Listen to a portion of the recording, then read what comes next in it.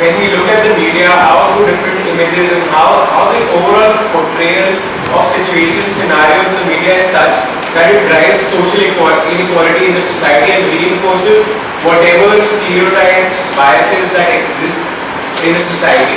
So the media is a reflection of what goes on, and the media basically inherently, when it represents whatever it does, it includes the social inequalities in its content, and it shows it as is without taking appropriate corrective measures to try to avoid such inequality representations. We see not only the influences that social inequality has on media, but also how media in turn leads to or affects the social inequalities present in the society. First of all, talking about media content, as in what you see in media is whether it is representative of the real world or not, where there are different thoughts on this. You think of it, the main segregation that's done on the media content is on the basis of this only. It's either fiction or non-fiction. There are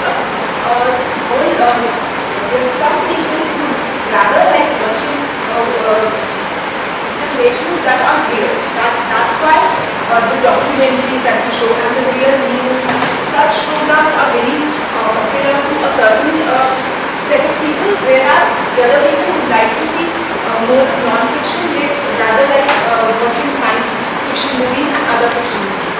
And now when we talk about media content, we are basically discussing here how does media content actually comes into a picture, or how is it created. It can either be a reflection of producers, as in if we are showing, if we see that on TV there are a number of serials or TV shows that are portrayed on small children. So basically if we talk about as a reflection of producers, probably the producers are more, they can do two reasons. Either they are more interested in showing instances about children. Probably they are something, they themselves are some 30 years old who have kids at home, and they are too interested in that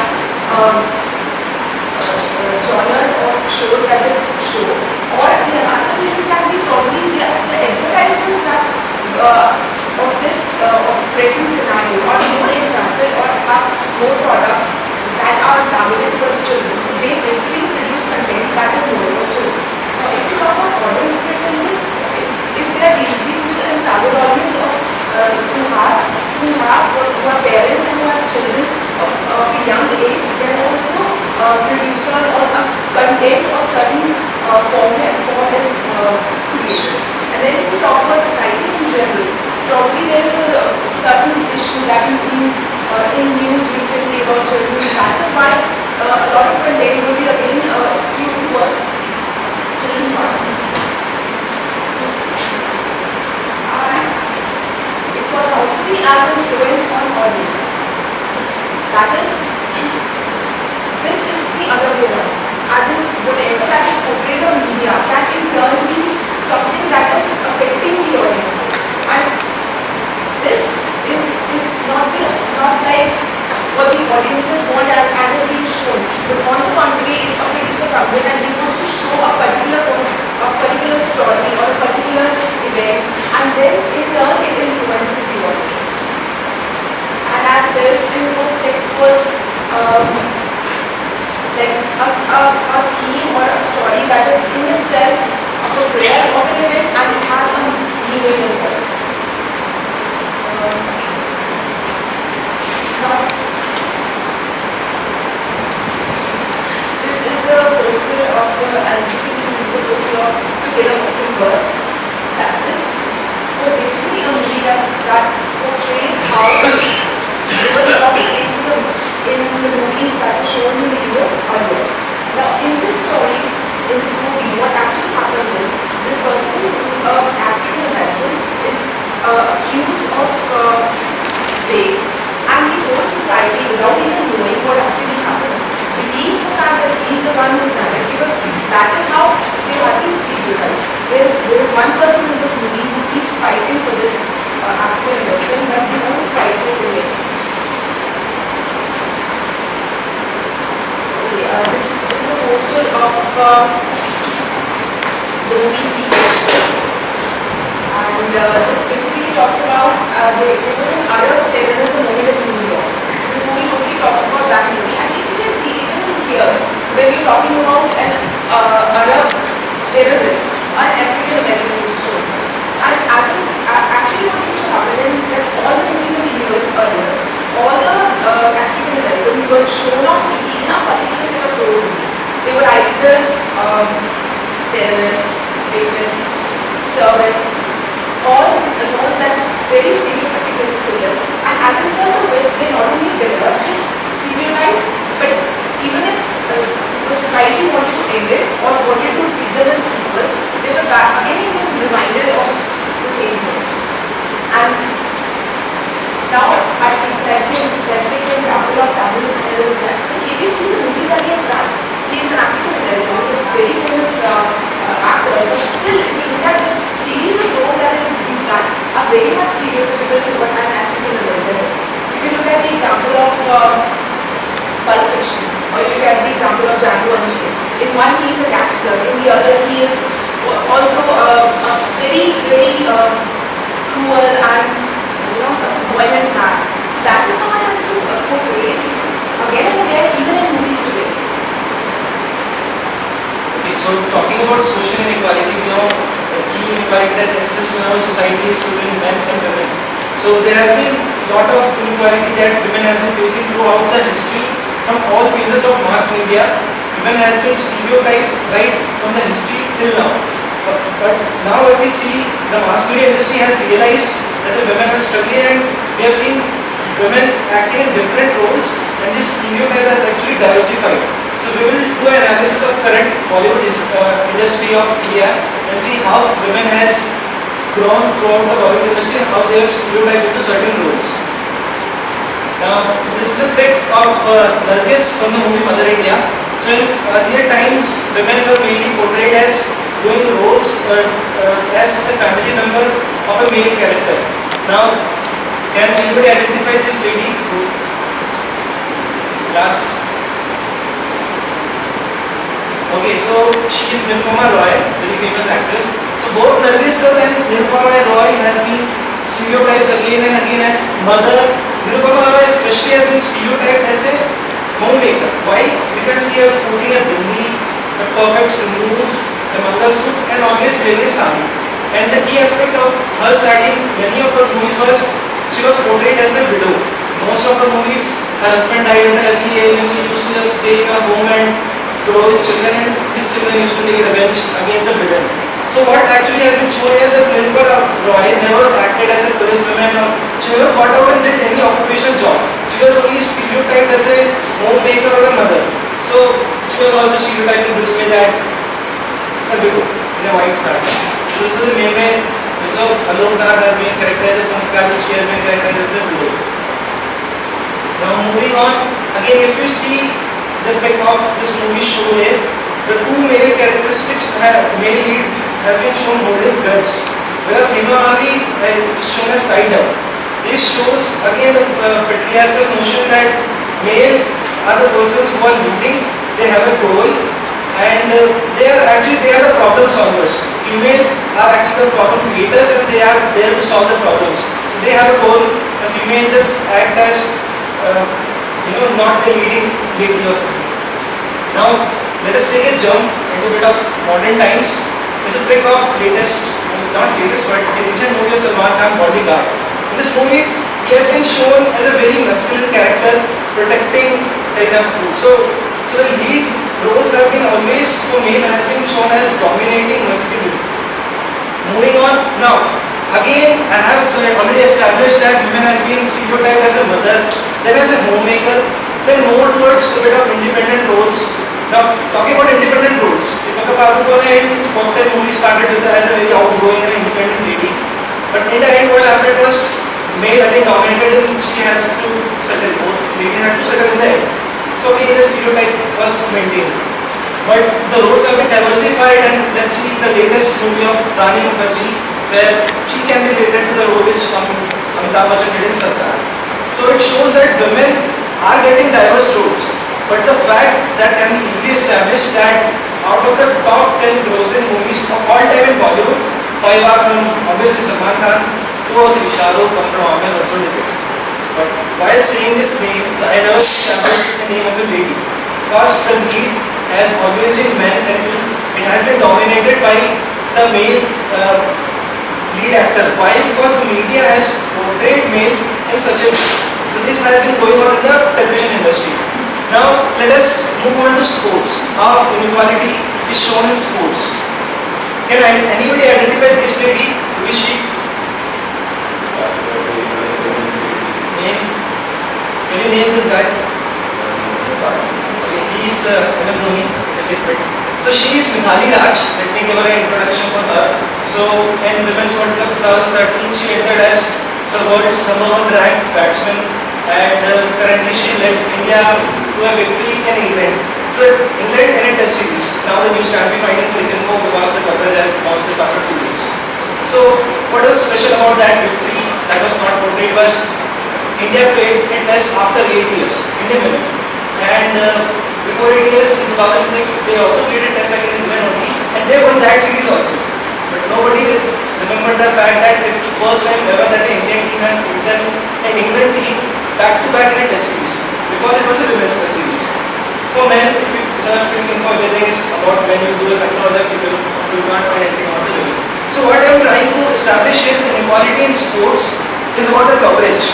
ESPN Star Sports, which is the leading cover of sports, shows 5% of content mainly for women. All others is dominated by male sports. And this has been the trend seen over the past 10 or 12 years. The dominator is being maintained by male only. So why this stereotyping of women? So let us take an example. So I had to go to archive to see the series which just happened 5 days back. And if we see, the test matches for male are named as just test matches. But for women it was specially prefixed with the name saying women's test matches. So why the test matches of men are not said as women's test matches? So the game has been established in such a way that it is mainly played by men, and just as an option female are allowed to play. So there is a huge inequality existing in sports. Now I am not only talking it in context of India. If you look at US Open as well. In US Open for males it's general US Open. But for female they are clearly shown at US Open for women's title. So why women's? Why women? So even commentators, if you see, women are referred as girls, young women, but boys are someone shown as masculine, young man and all. And so this is how, so difference, if you see the film industry, the difference is getting less, women are getting diversified roles. But sports industry again, it's been struggling to maintain this inequality because of the media content, the coverage which has been shown by the media of women. Now, moving from women to TV shows. Most of us watch TV shows, and so there are 2 classes in TV shows that has been shown. So Bush did a survey of 315 shows in American TV series running from 1946 to 2000, and they established that 14% of the TV shows showed a person from working class. So by working class I mean people who are collared or clerics or any normal service person were leading the households. And rest all were leaded by affluent people who were like lawyers, doctors, high-class professors. So the ratio was like 9:1 for doctor versus nurse. The professor versus school teacher was 5:1. So it was dominated by people leading the middle class. So what inequality which I am trying to portray is, again, let us take example of Indian TV show. A new TV show which has came into picture currently is by Amitabh Bachchan, Youth. In it, Amitabh Bachchan has been portrayed as a very rich man tackling corruption. So while showing Amitabh Bachchan as a rich man, what we are showing the society is the people from middle class are actually very competent and wise and good farmers. These are people who can lead by themselves, and they are someone who can lead in the society in their household as well. But as I said, 14% TV shows showed a male lead who is the normal working professional. But what these 14% also showed was, this man was doing a low job, but he had a backup of his wife who was level-headed and was doing some good job. And his kids were also shown as smart. Showing a current example, it's a very famous TV serial called Diya and Baki. In here, the male lead is a jalebi maker, famous jalebi maker, but he is a jalebi maker. And the female is shown as an IS officer. So in here, what is established as the male is more or less incompetent, the female is leading. So what we Yeah, but the inequality what has been portrayed here is the middle class persons are very, middle class professional people are very competent and someone who will lead. Whereas people from working class need some backup to lead. So a clear injustice has been established and media content is responsible for the same. Now moving more deeper in the class and the media. Talking about class and media, how media depicts the different classes in the society. The main point to be noted here is that when anything is shown or anything, maybe newspapers or on TV, the main motive is advertisements. And two-thirds of the revenue that any media, say newspapers or matter TV shows or news shows, they get is two-thirds of the revenues from advertisers. So they have to show such content that is aimed at people who have the disposable income to buy the product of those advertisers. The advertisers will come to your channel only if you know that if the advertisers know this section of the society are targeting at, and they should be accessing this news channel. As a result of which, you will see that a lot of products or that are shown on news shows or for that matter even on other TV shows, they show affluent people, they show people who have the money to buy various products. They try to show it, the main reason they try to position it as a luxury product is because they want to aim at middle class or higher middle class people, and that is why they are the ones who are showing the advertisements. Now, talking about news media, 80% of the stock holders in US are the 10% wealthiest people in this. So, as a result of which, whenever you see any stock news that are coming up, you always see people who are very, very affluent, talking in really technical terms, and people who they want that the Americans or people of the upper class of America should relate. You'll never see a common man on something related to stock news is being shown in a common man's show. And not only that, this thing also in turn affects your advertisers. There was a case in San Jones magazine. They actually made an article about which car to buy. As a result of which, probably the consumer will know what are the best features that are there in a certain car. And almost 42 retailers were affected by this article. What they did is they formed a collaboration and they stopped giving their ads to that particular magazine, and they included a lot of loss just because of this one. So coming to the managerial condition that is sensitive to social inequality in media representation, what we took was the issue of labor unions and how is it represented in the general media and how it affects the perception and the overall situation as such when a manager tries to take control of such situations, etc. So if you look at any common portrayal of labor unions, etc., any common vivid imagery associated with it, the first thing that comes to our mind when we say labor unions is protests. Someone sitting out leading the workers protesting. If you Google, try to look for images of labor unions, these are the images that you get. People striking, people protesting. If you look at the media portrayal of whatever labor unions do, majority of the media always covers them in a negative light. What we're shown are images of people burning, people protesting, resorting to hooliganism, resorting to breaking things, not disrupting the general factories. So another common image that is used is those of empty factories. So whenever we talk about labor unions, we're shown empty factories without production, which have been stopped, where we are having a lot of losses because the labor unions are refusing to work or are protesting, etc. So labor struggles are always reflected negatively in the media. The way that these are represented in the common media, the images that are used to show them, they always tend to border on the negative aspects of labor unions and how these labor unions negatively affect the normal working class. So the issues that are important, the words that are highlighted, if you look at the common media portrayal, are production is hit by this much, or so and so loss caused due to laborer striking.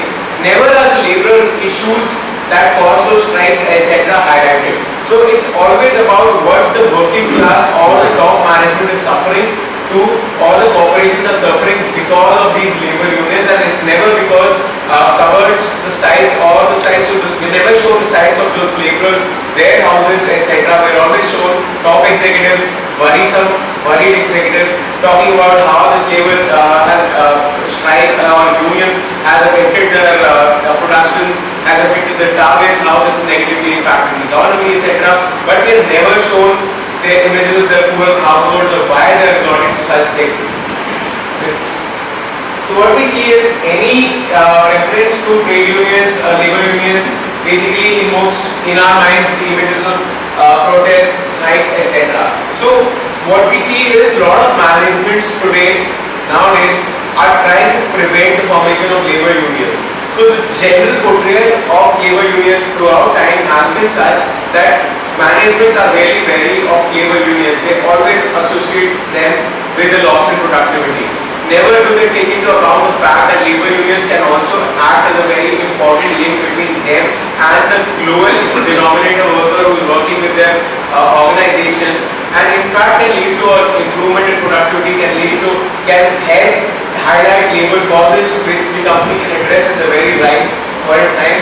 So a very common example, very recent example of this is the Maruti factory unrest. So the factory unrest throughout, if you look at the entire media coverage, we have shown people died, which was unfortunate, but the entire focus is on the losses that were caused to Maruti and not why the laborers protested or why the laborers took those steps or what prompted them to take those steps. And in fact, if you look at any other Bajaj auto coverage, etc., over the last few decades, it's been always centered around the loss for the company or what the company has been doing and not why the laborers did it. So what were the issues that plagued those workers into taking these steps? So next we tried to basically develop a framework for getting social equality in media representation. We had to name it, we've been thinking of innovative names, but we had to come up with something, we will eventually. So what we tried to basically get out was in any media representation, the first thing is development of a concept. So basically you develop a concept that you're going to represent something in this so and so manner, or you have some idea where you say some idea for a script, some idea for some movie, etc., some idea for a serial, where you develop the entire concept of that. So what we say is first step is to remove the bias in representation. So it's not just all about the stereotypes that are shown, it's also about the overall representation. The overall representation of characters, etc., is also unequal compared to what actually exists in society, and that also increases the bias. So if you look at any of the serials or any of the movies, the male characters always dominate. The number of male characters always dominate. Or if you look at say the American movies, the number of whites always dominate. And even in African context, if the movie is made, we're shown that the lead characters are the white people and they are the whites who are majority there. So then once you remove this overall bias in the representation, once you've taken equal number of proportionate number of people there, then you look at identifying the stereotypes that exist. So what you do is identify the stereotype and tracing the origin of the stereotype. So we look at the stereotype and portrayal that, so I've developed a concept, I've had equal representation. Then the stereotype that usually occurs is, say for example, if I'm taking the issue of the black versus white, then the white man is always shown as the boss, or one who's leading, and the black man is always shown in characters which are in some way subjugated to the white man. So why is this? You look at the historical origin that these are the inequalities that are there, and you try to remove out that stereotype and try to take measures to overcome those stereotypes and consciously basically try to overcome and negate those things in your representation, in your overall representation that you are finally having. So the situation that we took to apply this was the presence of females in corporate world. basically a lot of firms, the firm basically being empowerment of women and equal opportunities in all domains. So a lot of companies talk about being equal opportunity employers. They talk about not discriminating on grounds of gender, etc., race, etc., etc. But what we see is that women don't share the same responsibilities as men in leadership roles. If you look at the number of women in governor or board, Indian boards, for example, it's way lesser than the number of men there. Or if you look at the women at the top women CEOs, it's again way lesser than compared to overall number of males there. So, right. So coming to trying to apply that framework there. So as an organization, so the first thing is basically you try to develop the concept that you try to bring in equality, etc. So the first thing that you do is equal representation from all stakeholders. That is, you try to be an equal opportunity employer. You bring in those many number. You bring in a proportionate number of women in your organization. The next becomes what is the common, so the next is basically trying to give them those opportunities that they should be given. So a lot of times women, the common stereotype is women are not career driven, they need breaks, etc. So those stereotypes need to be identified and the origin of the stereotypes needs to be understood so as to sensitively act towards negating them. So for example, very recently the government has basically allowed women to fight in combat roles in the Air Force. So this was not there earlier because there was a common stereotype that women, due to pregnancy, etc., they take breaks, they're not fit for combat roles, they don't want to be a part of combat roles, direct front-end combat.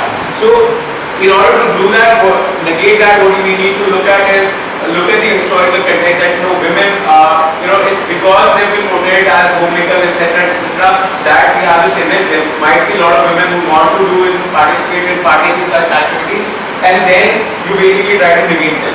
And finally, last step is basically some measure. You take some measures, preventive measures, etc. One of the very common measures going on these days is using social media to drive away stereotypes.